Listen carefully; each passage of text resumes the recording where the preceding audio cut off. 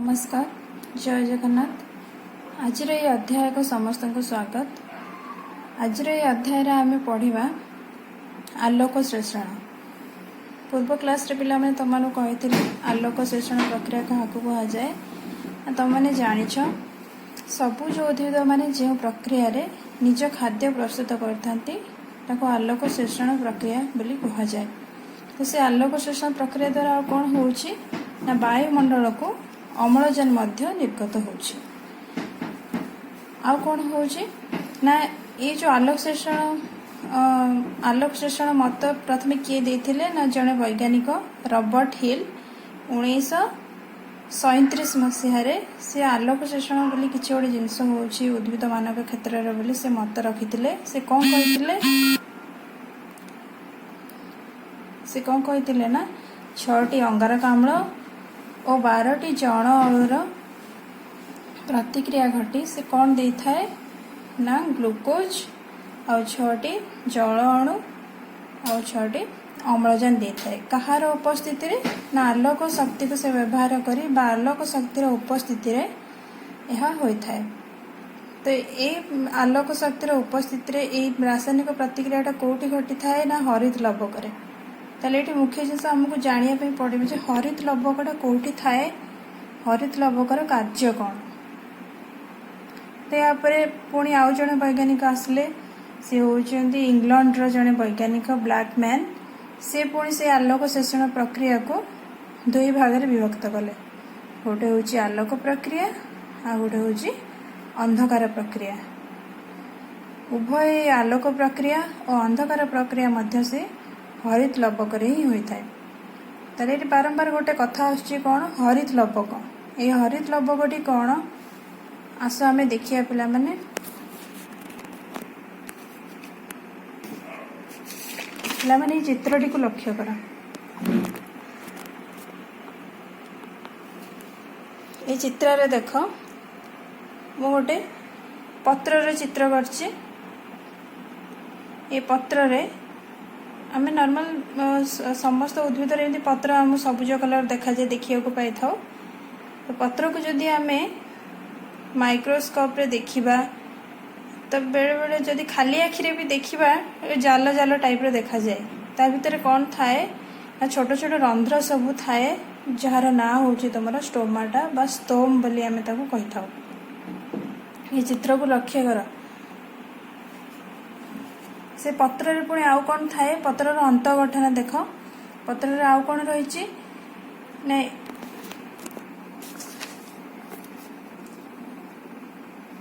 ये देख ये जो ऊपर पत्र रे अंत गठन रे चित्रटी देख। ये ऊपर अंश हूँ एपिडर्मिस। एपिडर्मिस रे रही स्तोम बा स्टोमाटा। ता भीतर को रही पैलिसेड पैरेन्काइमा और ता भीतर को आउटे रही स्पंजी पैरेन्काइमा टिश्यू। ताले ये पूरा टोटाल ये हूँ कौन पत्रर अंत गठन। पैलिसेड पैरेन्काइमा टिश्यू रही स्पंजी पैरेन्काइमा टिश्यू रही। आ स्पंजी पैरेन्काइमा टिश्यूर कोष भितर ही रही था किए क्लोरोप्लास्ट। तो ये क्लोरोप्लास्ट चित्रटी को देख। क्लोरोप्लास्ट ये हूँ गोटे क्लोरोप्लास्ट चित्र। ताले ये देख चेप्टा आकृति टंका आकृति गोटे गोटे थाक होगी सब चित्र ये देखा मिलूँ। ताले टंका आकृतिर ये गोटिकिया जदि आम बनइबा चित्र देख यहाँ कह जाए कौन थाइलाकॉइड। केते गुड़े थाइलाकॉइड समाहार रे थाक थाक होगी सब रही थाइलाकॉइड गुड़िक समाहार रे कौन गठित होती ना ग्राना। यहाँ कह जाए ग्राना। ताकू छाड़ीदेले क्लोरोप्लास्ट भितर थिबा रसाळ पदार्थ गोटे रही कह जाए कौन स्ट्रोमा। ये हूँ पूरा टोटाल तुम क्लोरोप्लास्ट चित्र। पिला माने तुमने समस्ते खातार ये चित्र बनइब। तापरे रहिला थाइलाकॉइड। थाइलाकॉइड आम जानिले थाइलाकॉइड भितर अंश गोटे रही थाए गोटे फांका स्थान रही थाए। से ता ना हूँ कौन ल्यूमेन। जो थे कि तुम आलोक श्लेषण समय रे बा शक्ति सृष्टि हवा समय रे किछि प्रोटीन से गच्छित होइकी रही थाए। कौन ल्यूमेन भितर एति टोटल चित्र तुम मैंने समस्ते खातार बनइब ताको प्रैक्टिस करिवो। इथिरे आमे जानिबा चलो ताले आलोक संश्लेषण प्रक्रिया रे एई सब जिनस तुम आलोक संश्लेषण रो आधार और संस्था। आधार ताले किए एथिरे मुख्य जिनस होची आधार बा पत्र। से पत्र को कह जाए आलोक संश्लेषण आधार बोली कहीं ये सबुज पत्र ही मुख्य भूमिका ग्रहण करछि। सबुज पत्र भितर को जदि आमे जिबा ताले सेथिरे रहिछि क्लोरोप्लास्ट रो मुख्य भूमिका रहिछि। ताले एठी आधार होछि पत्र, सबुज पत्र रे थिबा स्टोम बा स्टोमाटा।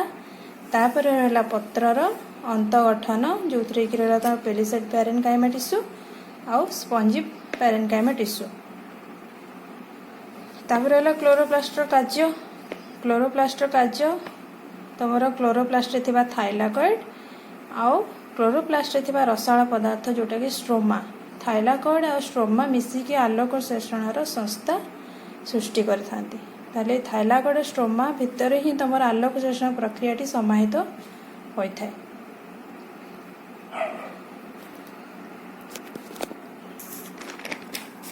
आउ कोन हेथाय तुम स्टोमा भितर एंजाइम और पोषक रही थांती।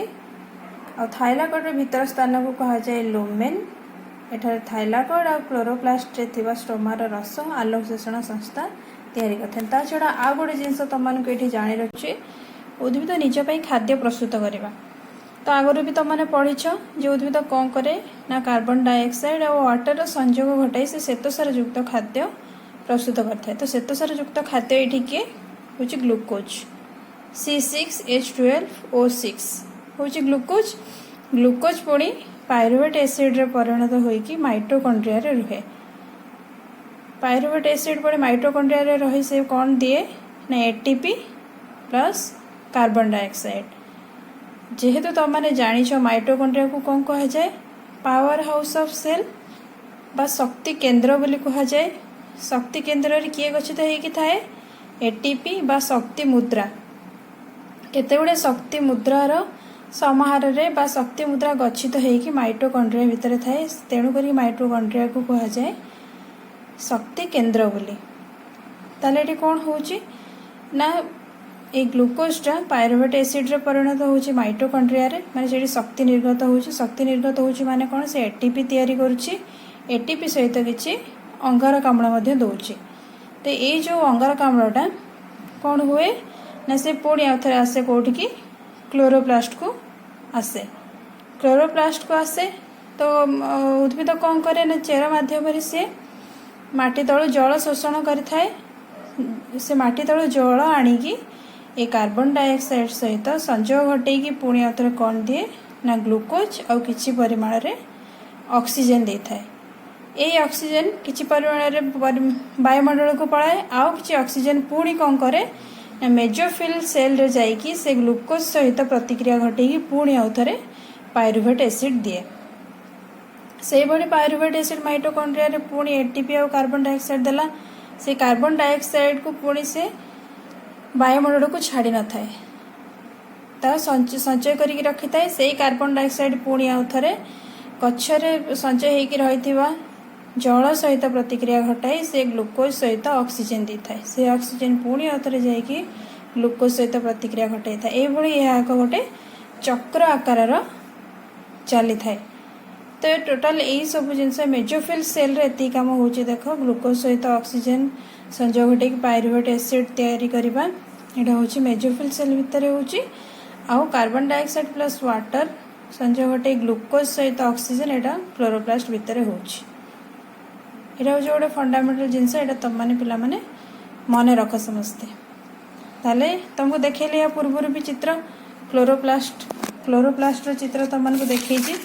ए क्लोरोप्लास्ट भितर एतिक सब कार्य होची।